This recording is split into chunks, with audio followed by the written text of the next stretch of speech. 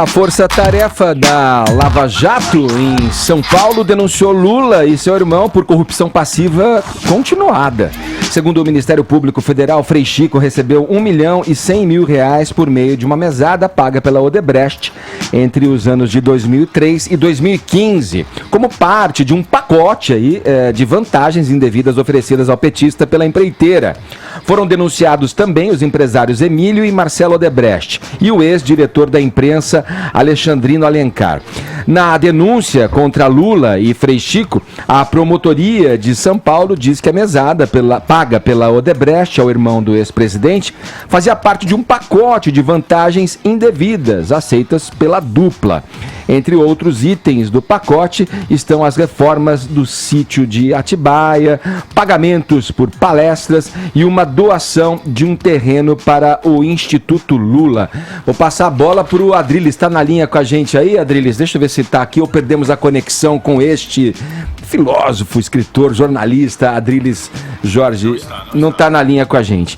Bom, o fato é que a questão que fica é se todas essas denúncias, enfim, condenações em torno do ex-presidente Lula, que esse problema com a justiça do Lula coloca no debate público ali, acalorado, sempre acalorado, das razões pelas quais ele foi condenado, se não há provas no processo, né, do qual ele foi condenado, né, se não há provas para que ele tenha sido de fato condenado com justiça, tal, tem todo esse discurso de um lado e de outro ali com relação à figura do Lula. E ele representa mesmo essa liderança no PT, haja vista aí que até hoje no partido ele tem essa influência, né? Ele tem essa ingerência muitas vezes nas decisões que o partido toma e estando lá onde ele está preso, né, Vini? O partido acaba ficando refém dessa pauta, né, Edgar? Lula livre, que ao mesmo tempo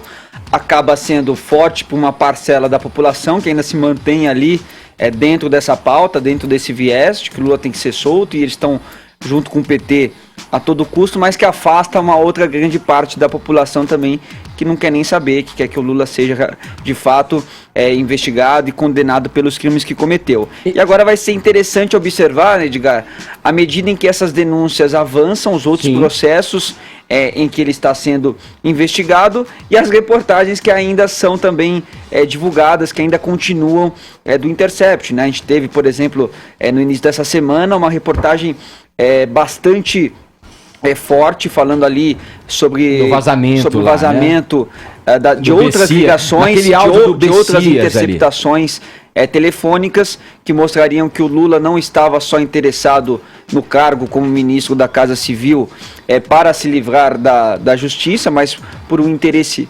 político mesmo, e que essas gravações não teriam vindo a público justamente para não mostrar que aquela mensagem que se tornou pública não fosse desmascarada. E essa que se tornou pública, lembrando, captada pós-período ali por uma questão, a alegação ali da Força-Tarefa é que por uma questão das empresas de telefonia, esse bloqueio não havia sido feito e essa mensagem que foi divulgada, que foi publicizada pela Força-Tarefa, né, foi feita depois do período, né?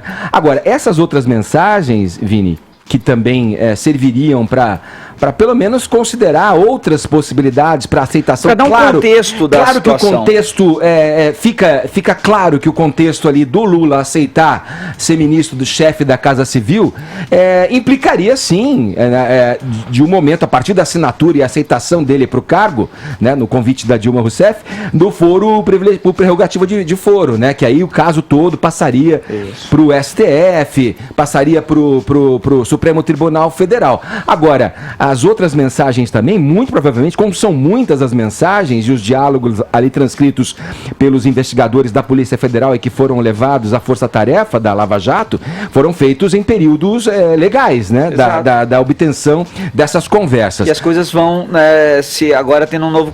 O próprio Gilmar, né, Edgar, quando foi perguntado, o Gilmar que derrubou a decisão do Lula virar ministro da Casa Civil, falou, olha, eram as informações que tínhamos eu tinha na época. Exato, bem lembrado, Vini. Vamos lá para BH, onde o Adrilho está baseado e comentando aqui com a gente no Morning Show durante essa semana. Adriles, aqui fiquei com a seguinte questão, será que alguma condenação, essas questões relacionadas às denúncias envolvendo o ex-presidente Lula serão capazes de demover aí os mais fanáticos aí da ideia de que o Lula é como ele diz, o homem mais honesto do mundo? Como é que você enxerga essas notícias agora que surgiram com a Vaza Jato acerca desse áudio que foi vazado e das outras informações que foram mantidas em sigilo? Sinceramente, não. As pessoas vão continuar, as pessoas que acreditam na inocência, na santidade e canonizam o Lula e acham que ele é uma vítima de um sistema opressor, de uma elite obscura e oculta que age contra ele, enfim, teorias das conspirações tem a direita e a esquerda, né, meu caro? Vão continuar acreditando nisso por uma razão muito simples, uma razão psicanalítica. Você imagina uma pessoa, isso serve para as universidades, serve para grande parte da classe artística do país, alguns formadores de opinião também.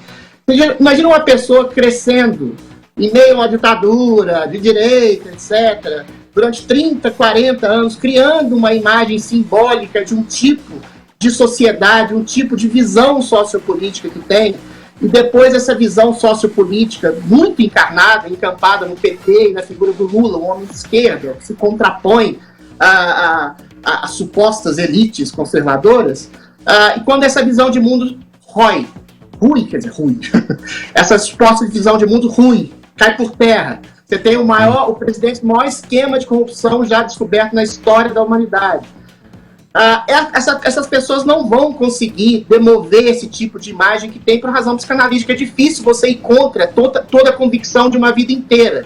Então, quando um cara como, sei lá, um Chico Buarque, que é um enorme artista, acredita piamente, de maneira absoluta, na inocência de um homem que é um criminoso declarado, absoluto, total, não é por mau caratismo, ou má fé, ou perversidade, ou nem por burrice. É por uma patologia psíquica. Agora, eu queria me alongar um pouquinho nesse meu comentário e dizer da tristeza que eu tenho pelo Lula. Que eu não acho que ele é uma má pessoa, juro, não acho que ele é uma má pessoa nem mal intencionado. Ele é um sujeito que tinha convicção que a corrupção era entranhada no país, entranhada no Brasil, e aí entra a perversidade, meu bom, Edgar, da esquerda. Daquela coisa de projetar uma utopia que nunca chega a lugar nenhum de um país melhor. E para chegar a esse tipo de utopia, vale tudo. Inclusive, usar os elementos de corrupção de um sistema que ele acha que é corrupto, que é o capitalista, para conseguir almejar algo mais. E, inocentemente, achar que não vai se corromper também. Percebe? É uma utopia da perversidade, que toda a teoria da esquerda é essa. E o Lula é mais triste ainda, porque ele se corrompeu, a despeito dele ser evidentemente o chefe do maior esquema de corrupção da história da humanidade, não é exercício de retórica, é isso, da humanidade. Ele se corrompeu por migalha, cara.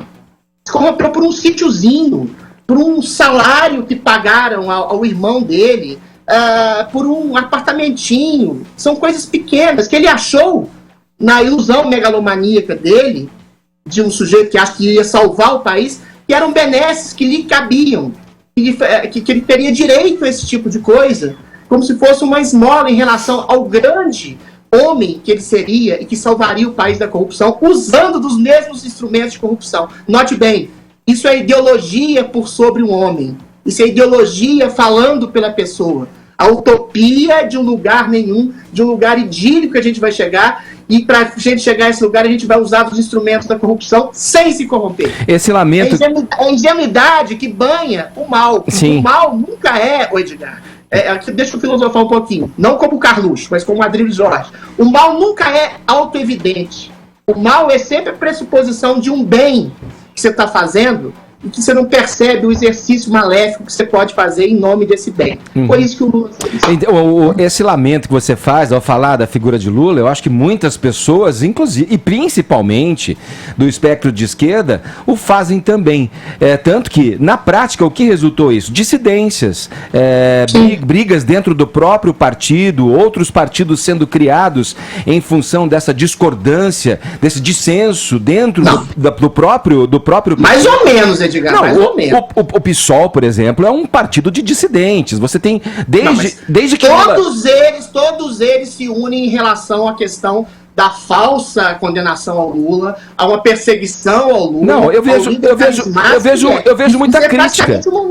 Sim, mas eu vejo muita crítica de alas à esquerda, inclusive que se consideram à esquerda do PT, fazendo críticas ao que se defendeu numa teoria e que na prática não se confirmou. É o tal do negócio.